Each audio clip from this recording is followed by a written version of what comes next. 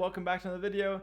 Today we're going to be doing the perfect Dark Age, or how to do the perfect Dark Age. I already messed up once, this is attempt 2, but the goal of this video is to showcase the absolute perfect as humanly possible Dark Age, what to focus on, having zero idle time, how to do your scouting pattern, how to place economy buildings as perfectly as possible in the best position, and just generally how to set up your map in Dark Age to have good success.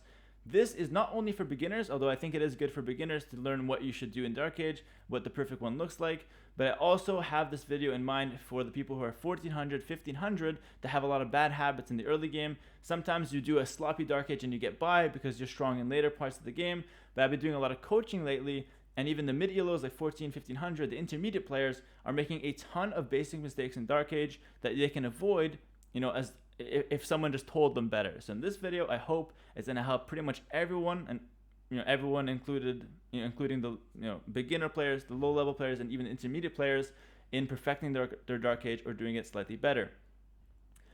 Your Dark Age needs to be as close as possible to mine. Obviously, I'm going to try to do like the perfect one possible. If I fail, I restart. So you have the perfect example in mind. Try to get it as close as possible to that, and you're going to be good to go.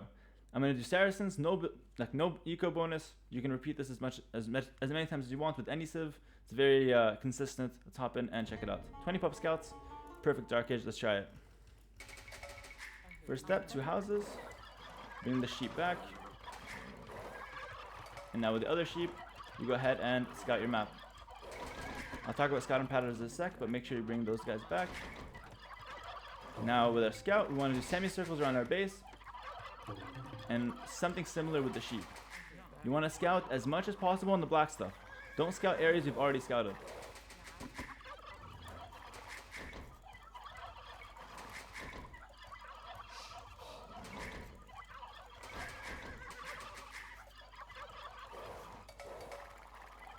If it's still early on, you can scout with the sheep you get. Always shift click onto that second sheep. And I would do that for all of my sheep. That's the way to maximize efficiency.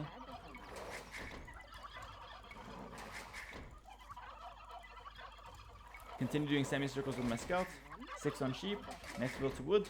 Which lumber camp do I take? Doesn't matter. Pick the woodland that you think is the best, easiest to defend, maybe at the back. The one that has the most trees, doesn't matter. Lumber camp in the center of the woodland. Whatever woodland you choose, center of the woodland is the lumber camp. Touching it for the wood, that's the way to do it. Passing on the sheep now. And look at my scouting, so efficient. 2 minutes and I already have my entire round scouted. So now when I'm done my scouting, I will go and scout my opponent. I won't show any dealing in this video. Advanced tip on the woodland, guys. If you have a lumber camp like this, you can task the first 2 villas to cut the trees inside. Next one to the tree on the right of it or left of it, doesn't matter. Next vill on board. So now I'm gonna go scout my opponents. Again, my scouting pattern was pretty solid this game. Scouted my map super fast, didn't waste any time. Now I can go scout my opponents. Next build on to sheep. It's a bit more of a modern build. If you're going to berries here, it's fine. But the idea here is to be able to do 6 to kill the boar and have 1 left over on the sheep to take it out. Now we go scout our opponents. This house, very important. This house, you make it on a wall next to your berries. The reason it's next to our berries is that we want to go make a mill and we don't want to walk too much. If I make it here and then walk back, it's a lot of walking time. House here as part of a wall, and then we go back and make the mill. Mill touching the berries in the middle of the berries. Very important. Next bill on boar. Again, part of the modern day build. You want to hunt a lot right away, and then you go to berries a bit after. Next bill on boar. At this point, you might need to drop off a little bit of your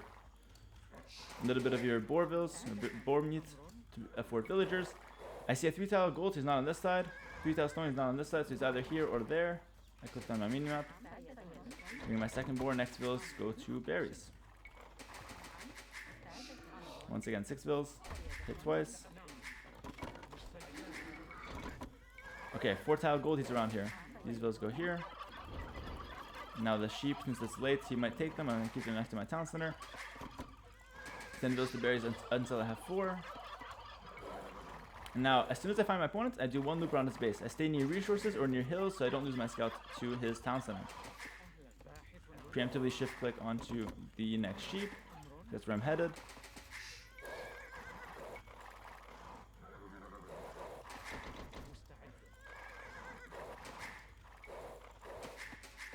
Next 2 builds to woods, and then lumen up. 100% I'll have the food. Why? Because it's a good builder. I'll have the food to cook up 100%. And take 2 sheep here, prepare the other 2 sheep. Next build onto wood, do it, and loop around his base.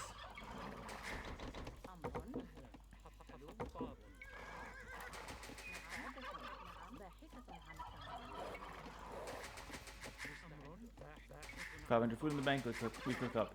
Now, immediately send Vils over to a second lumber camp to make second wood line to make another lumber camp. For beginners, I recommend you do 5. For advanced players, I recommend 4 on the second one. 9 on wood versus 10 on wood, it's not a big deal, but I don't want to float that much wood, so that's why 9 is sometimes good. We want to split up these villagers, because the more you have building, the diminishing returns on the build makes it inefficient.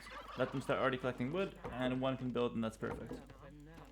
Split them up on each side. Notice 2 on each. Here my vills are working perfectly, no one's bumping. Next vill. Front of your base. If you have a forward gold, you protect it. You make a house and then a barracks. When I send 2 vills, so you don't lose any of them. To like a scout.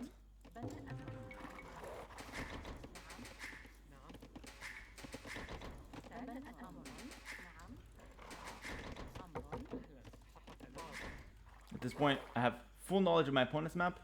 I have full knowledge of how the map looks like in between us. Full knowledge of where he can wall. Full knowledge of where I can wall. And I have my building ready. As soon as Feudal Age kicks in, the barracks will be done at the same time, and I make a stable. And that's the end of the video, pretty much.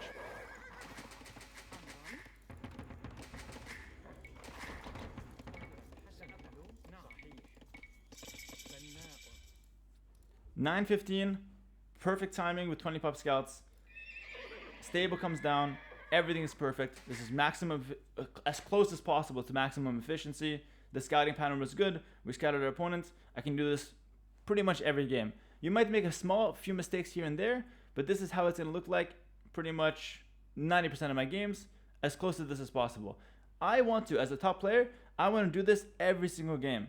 It's not natural, obviously. I'm not a robot. You can't do it every single game. You're going to make slight mistakes, but you as a player should aim to have it as close as possible to this, and me, myself as a player, have, trying to get it as close as possible to this as I can. Hopefully you guys learned something. At this point, the feudal tends to get a little bit more complex, but just before we end off, I will show you guys the perfect time here. We lost, it was unfortunate. 9.15, perfect 20 pop scouts. Yeah, 19 vills, obviously not much more to show you. This is the food and wood collected. This changes if you pulled in deer. It might vary a little bit based on walking time to your resources, how far the wood line is, but for the most part, this is how your stats should look like. This is the most important one. 0 idle time, it's really important. Thanks for watching the video, guys. Hopefully you guys learned something. Make sure to get a perfect Dark Age in your games, and I'll see you guys in the next video. Peace.